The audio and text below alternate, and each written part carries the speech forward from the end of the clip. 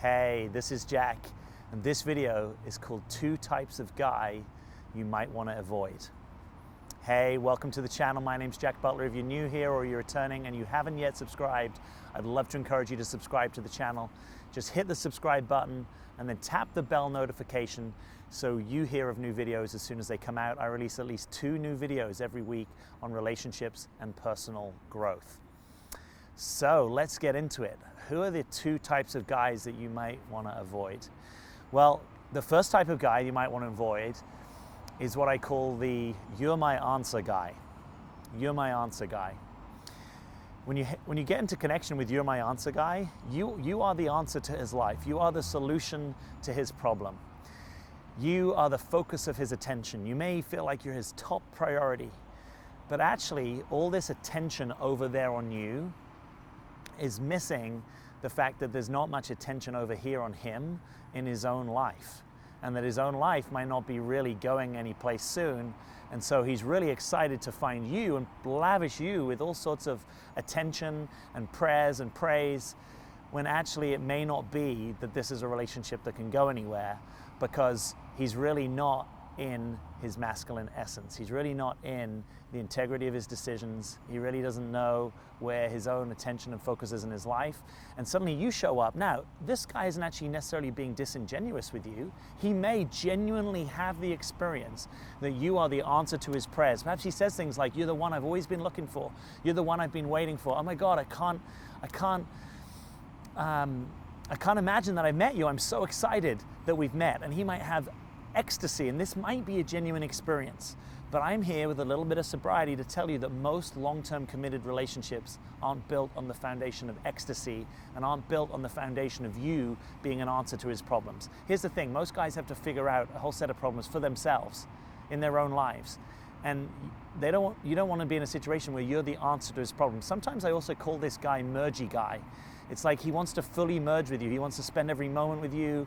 He wants to really just support you in your life, support you with your dreams. He's so excited that he's found you, but actually he's disconnected from his own truth, and he's probably disconnected from his own backbone. And so some of the problems you might experience with this kind of guy is that maybe he doesn't actually show up, keep good agreements with you. Maybe he doesn't follow through when he makes a commitment. Maybe he always promises you that he's going to do things. Maybe he expects for you to pay for him, or maybe he's not able to keep good financial agreements with you.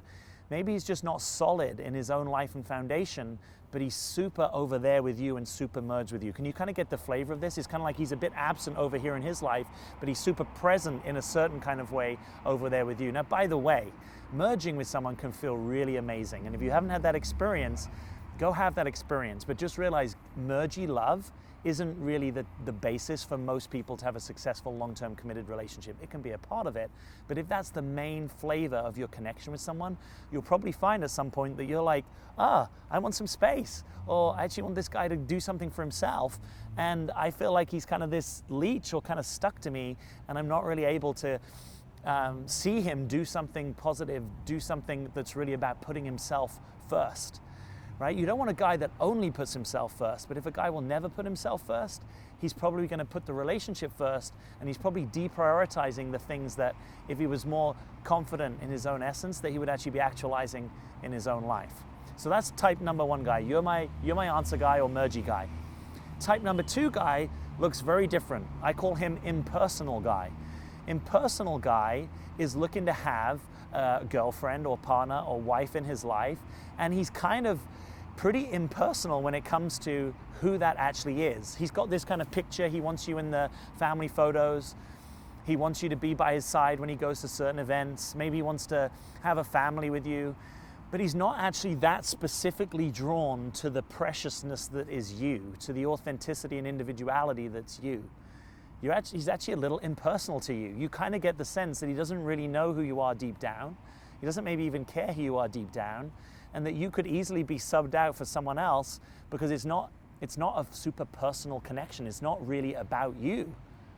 It's about this fantasy or thing that he wants in his life, and that you happen to tick enough boxes that he can place you into his life. Maybe he just wants you to slot into his life. Maybe he's got everything going for him and he just kind of wants you to slot into his life. but you start to realize that your desires, your interests, your preferences, your idiosyncrasies are kind of left out of the relationship.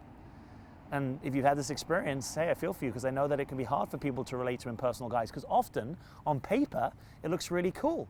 You found this guy that maybe is willing to take care of you, he's pretty solid, maybe he looks after you financially, maybe he's committed to the relationship, but there's a sort of vacuum, there's a sort of meaninglessness at the core of the relationship, because he's not really that connected to you. He's more connected to the idea of having someone in his life. Now, what's the answer to these two things? In some ways, if you can avoid these two guys, you're actually looking for a third thing. And the third type of opportunity is really a guy that's a good mix of impersonal and personal. Impersonal and personal. Let me break that down for you. So he's impersonal to the extent that whether you are in his life or not, he is ready for a committed relationship, right? That you're not trying to persuade a guy that he wants to be in a committed relationship with you, that you're actually in a place of being able to notice, hey, this guy can come to the table and say, yeah, I'm ready for a relationship, I'm looking to settle down, I'm looking for something committed. That kind of guy is so much easier to be in relationship with.